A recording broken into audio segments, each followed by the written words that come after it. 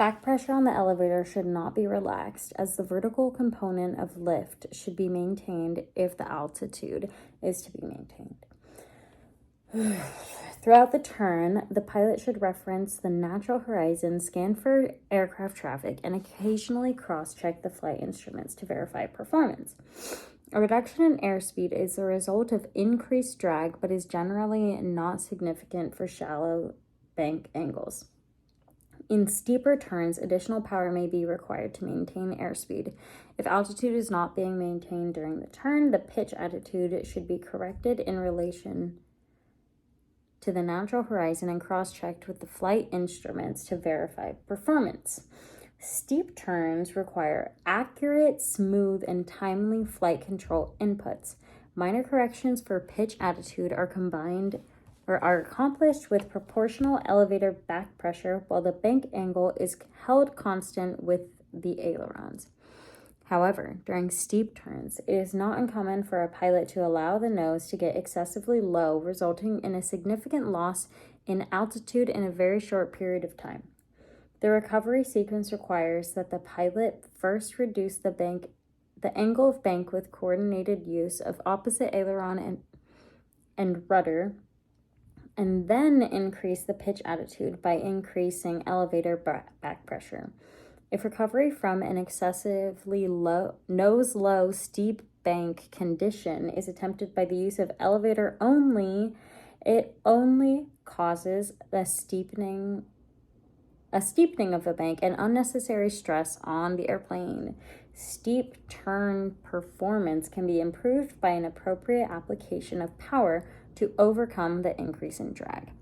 Depending on the purpose of a steep turn, the magnitude of force control needed, trimming additional elevator back pressure as the angle goes beyond 30 degrees may assist the pilot during the turn.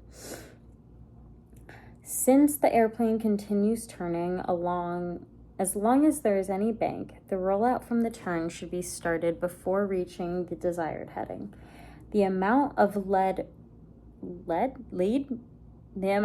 required to roll out on the desired heading depends on the degree of bank used in the turn. A rule of thumb is to lead 1.5 the angle of bank. For example, if the bank is 1/2 angle of bank. For example, if the bank is 30 degrees, lead the rollout by 15 degrees. The rollout from a turn is similar to the roll in, except the flight controls are applied in the opposite direction. Aileron and rudder are applied in the direction of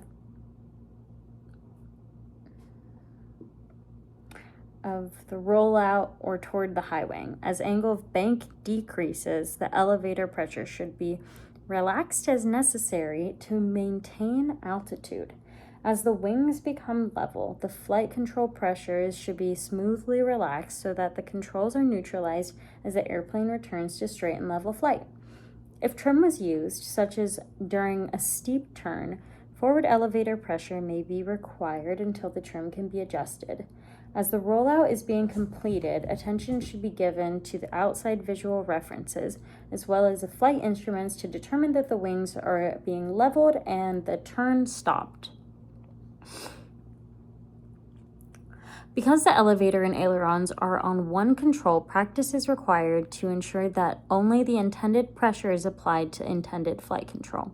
For example, a beginner pilot is likely to unintentionally add pressure to the pitch control when the only bank was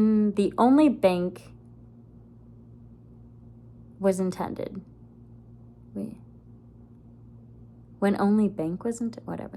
This cross-coupling may be diminished or enhanced by the design of the flight controls. However, practice is the appropriate measure for smooth, precise, and accurate flight control inputs.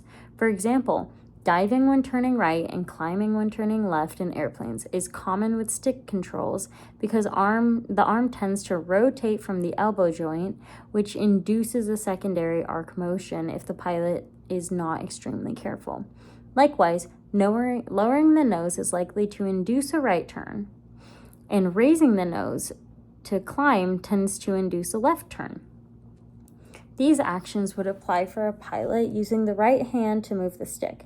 Airplanes with a control wheel may be less prone to these inadvertent actions depending on control positions, and pilot seating. In any case, the pilot should retain the proper sight picture of the nose following the horizon, whether up, down, left, or right, and isolate undesired motion. Common errors in level turns are failure to adequately clear in the direction of turn for aircraft traffic, gaining or losing altitude during the turn, not holding the desired bank angle constant, attempting to execute the turn solely by instrument reference, leaning away from the direction of the turn while seated, insufficient feel for the airplane as evidenced by the inability to detect slips or skids without flight instruments, attempting to maintain a constant bank angle by referencing only the airplane's nose, making skidding flat turns to avoid banking the airplane, holding excessive rudder in the direction of turn, gaining proficiency in turns in only one direction, failure to coordinate the controls.